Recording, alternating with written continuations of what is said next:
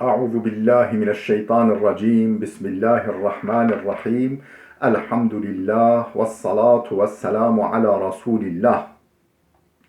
Değerli arkadaşlar, Muhammed Ali Es-Sabuni'nin Et-Tefsirul Vadihul Muyesser adlı eserinden Fatiha suresi ve Amme cüzü kısmının 57. dersini yapmak üzere birlikteyiz.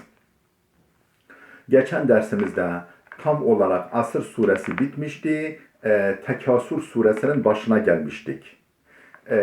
Bu sure-i celile Mekke'de nazil olmuştur. 8 ayettir. Adını Elhâkumut tekâthuru şeklindeki birinci ayetinde geçen et-tekâthur kelimesinden almaktadır. Tekâthur ne demek? Böbürlenmek, yani bir dünyalık bir şeyle böbürlenmek, birileriyle benimkin çok, seninkin az gibi çokluk yarışına girmek gibi anlamlara geliyor tekasür kelimesi.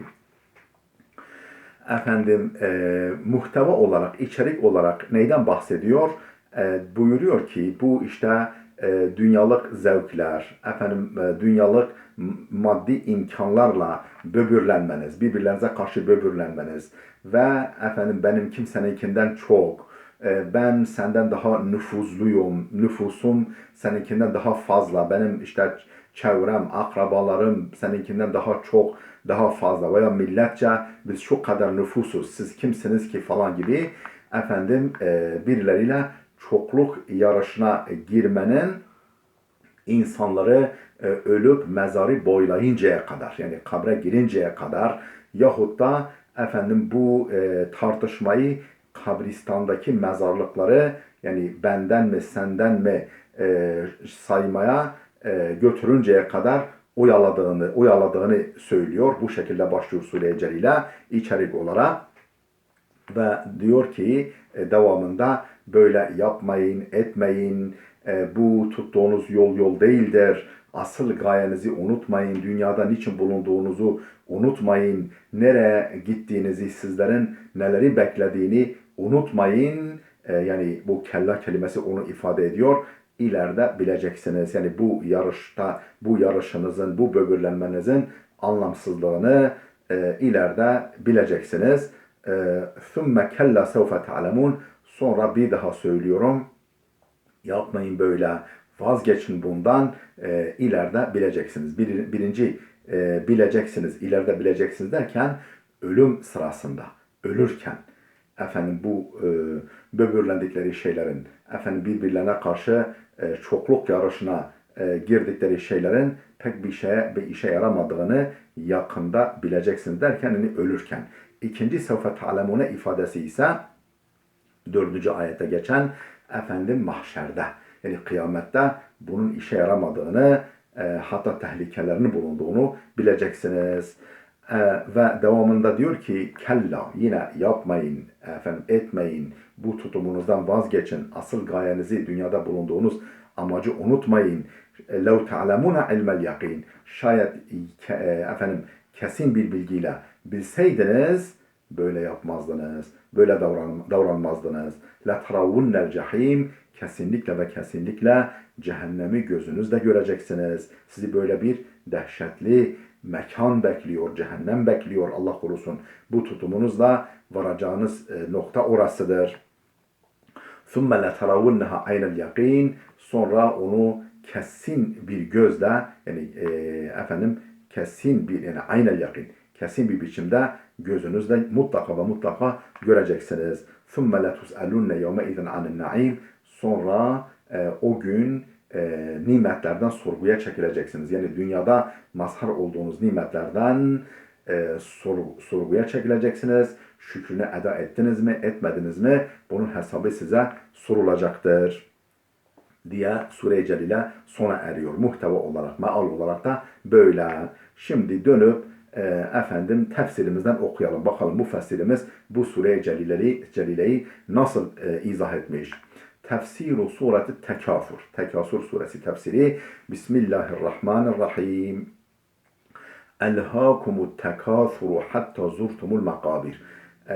efendim geçici dünya zevkleriyle böbürlenme sizi oyaladı. Sizi oyaladı. Ne zamana kadar? Efendim kabirleri boylayıncaya kadar, mezarlıkları ziyaret edinceye kadar, yani ölüp mezara, kabre girinceye kadar. Tefsiri şöyle: Ey şagalakum eyyuhen nas et-tefâhuru bi kesretil emvâli vel evlâd an ta'atillahi azze ve cel ve anil istidad lil ahireti hatta muttum ve asbahtum min ehlil kubur.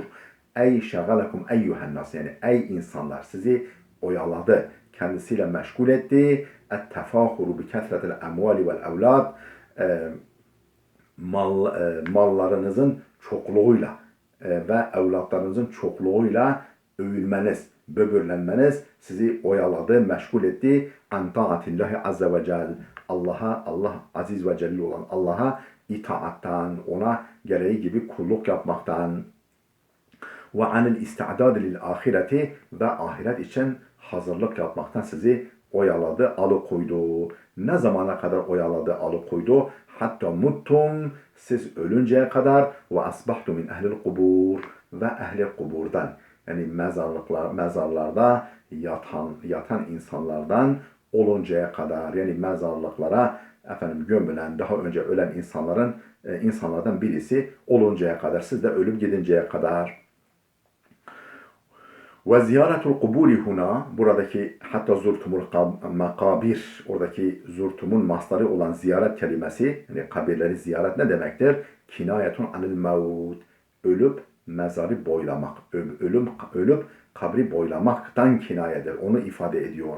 Yuqalu limen mate, nitekim Arapçada ölen bir kimse için şöyle denir: kad zara kabrahu, kabrini ziyaret etti, yani ölüp kabre girdi. Yani öldü anlamında. Zara kabrehu, kabrini ziyaret edilerken, yani öldü anlamında. Ve minhu kavlul a'rabiyyi, bedevi Arabının, çöl Arabının, bedevi Arabının, yörük Arabın şu ifadesi bu kullanıma örnektir. Bel hiye humen tefuru ala raculin kebir tuziruhul kubur. Bir salgın hastalıktan bahsediyor. Bel hiye humen tefuru, o kaynayan, coşan bir salgın hastalıktır. Kimin için? Ala raculin kebir, yaşlı bir adam üzerinde. Yani mesela diyelim ki Allah korusun günümüzde pandemi var, işte korona hastalığı var. Daha çok yaşlıları vuruyor. Salgın bir hastalık. Ala raculin kebir, ve ateşli bir hastalık, sanki onu anlatıyor. Yaşlı bir adam hakkında taşıyor. Tuziruhul kubur, ve ona kabirleri ziyaret ettiriyor. Yani onu öldürüp kabre koyduruyor. Ravahul Bukhari, bu manayı İmam Bukhari rivayet etmiş. Kella, yani kaydetmiş kitabına daha doğrusu. Kella sevfe ta'lemun, thumme kella sevfe ta'lemun. Kella, yapmayın, etmeyin, bu tutumunuzdan vazgeçin. Asıl onun gayenizi hatırlayın. Asıl gayenizi, dünyada bulunuş amacınızı unutmayın. Siz dünya için, dünyalık zevkler için gönderilmemişsiniz. Ahiretiniz için hazırlık yapmak üzere, Allah'ın rızasını kazanmak üzere gönderilmişsiniz. Yakında bileceksiniz. Yakında derken ölüm sırasında. Thumme, sonra kella, yine yapmayın, etmeyin, vazgeçin bu tutumunuzdan. Sevfe ta'lemune, ileride bileceksiniz. Yani bu da mahşerde, kıyamette bileceksiniz. Hâzâ zecrun ve tehdidun, bu bir vazgeçirmedir, bu bir gözdağıdır, tehdittir. Ne demek yani, mesaj ne? Ey irta'idu eyyuhen nasu venzaciru, yani vazgeçin ey insanlar ve ayağınızı denk atın. Neyden ayağınızı denk atın? Neyden vazgeçin? Anil iştigali bid dünyal faniyeti, sırf gelip geçici olan dünya ile meşgul olmaktan, ahireti kulak ardı, göz ardı etmekten, hesaba katmamaktan vazgeçin. Ve tekdisil emvali ve seravat, malları ve servetleri yığmaktan, yani böyle fakir fukara hakkını vermeden sırf mal toplamış olmak için toplamaktan vazgeçin. فَسَوْفَ تَعْلَمُونَ عَاقِبَةَ تَفْرِيطِكُمْ فِي جَنْبِ اللّٰهِ, Allah'a yönelik ihmalkarlığınızın akıbetini yakında bileceksiniz, ileride bileceksiniz. Ve gafletikum anil ahireti, Allah'a karşı ihmalkarlığınız ve ahiretten gafletinizin kötü akıbetini bileceksiniz.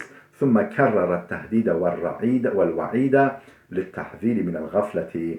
Sonra Allah Celle Celaluhu kerrara tekrar etti. Et-tehdide vel-vaid. Tehdidi ve gözdağı vermeyi tekrar etti. Niçin? لِلتَّحْذِيرِ مِنَ الْغَفْلَةِ. Gaflet uykusundan uyandırmak için, gafletten sakındırmak için. Fekale subhanehu, şöyle buyurdu Cenab-ı Hak. ثُمَّ كَلَّا سَوْفَ تَعْلَمُونَ. Sonra bir daha söylüyorum, vazgeçin, yapmayın, etmeyin. سَوْفَ تَعْلَمُونَ, ileride bileceksiniz. Ey سَوْفَ تَعْلَمُونَ عَاقِبَةَ تَفَخُرِكُمْ اِذَا نَزَلَ بِكُمُ الْمَوْتُ. Yani ölüm başınıza geldiğinde, ölüm gelip çöktüğünde, gelip çattığında bu böbürlenmenizin akıbetini, kötü sonunu bileceksiniz. قال الحسن البصري, Hasan-ı Basri şöyle demiş: La yagurrannakum kesratu men tara havlakum. La yagurrannaka kesratu men tara havlaka fe inneke temutu vahdeke ve tub'asu vahdeke ve tuhasabu vahdak. Ne diyor Hasan-ı Basri? La yagurrannaka kesratu men tara havlaka. Etrafında gördüğün insanların çokluğu seni aldatmasın. Efendim, evlatların, kardeşlerin, amca oğullarının, kabilenin, aşiretinin, milletinin, böyle sen etrafında sana destekçi gibi duran kimselerin çokluğu seni kesinlikle sakın ha sakın kandırmasın, aldatmasın. فَاِنَّكَ تَمُوتُ وَحْدَكَ. Çünkü tek başına öleceksin, tek öleceksin. وَتُبْعَثُ وَحْدَكَ. Tek diriltileceksin. وَتُحَاسَبُ وَحْدَكَ. Tek hesaba çekileceksin. O büyük mahkemede, mahkeme-i kübrada tek başına duruşmaya çıkacaksın. Allah'ın mahkemesine tek başına çıkacaksın. Dolayısıyla etrafındaki insanların çokluğu seni aldatmasın, kandırmasın. Kella lev ta'lemuna ilmel yakin. Hayır, yapmayın, etmeyin. Şayet kesin bir bilgiyle bilseydiniz böyle yapmazdınız. Ey lev alimtumul ilmel hakikiyellezi leyse ma'ahu şakkun. Şayet kuşku taşımayan, şek götürmeyen gerçek bir bilgiyle bilseydiniz ne? Devamı gelmiyor. Ve cevabu lev, hani bilseydiniz, oradaki lev şart edatının cevabı mahzufun, üstü kapalı geçilmiştir, es geçilmiştir.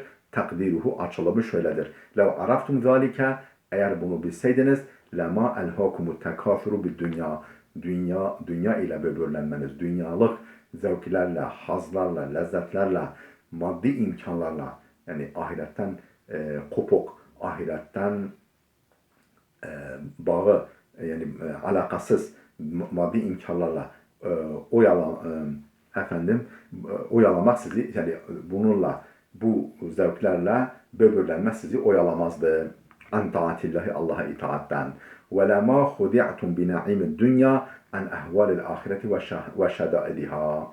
Ve lema hudi'tum, kandırılmazdınız, aldatılmazdınız bi na'imid dünya, dünya nimetleriyle aldatılmazdınız. An ehvalil ahireti ve şedaidiha, ahiretin tehlikelerinden ve sıkıntılarından oyalanıp kandırılmazdınız. لَتَرَوُنَّ الْجَحِيمَ. Cehennemi, o kızgın alevli cehennemi kesin ve kesin göreceksiniz. Aksama uksimu ve uakkidu lekum biennekum setuşahidun naral cehimi ayanen ve yakinen.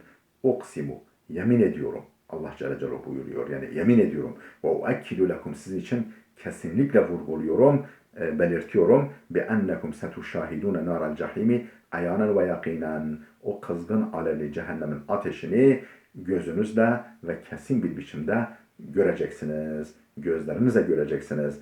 ثُمَّ لَا تَرَوُنَّهَا عَيْنَ الْيَقِينَ. Sonra kesinlikle onu gözlerinizle muhakkak göreceksiniz. Ey ثُمَّ تَرَوْنَ الْجَحِيمَ تَرَوُنَّ الْجَحِيمَ رُؤْيَةً حَقِقِيَةً. Sonra cehennemi gerçek bir görmeyle göreceksiniz. لَيْسَ فِيهَا شَكٌّ.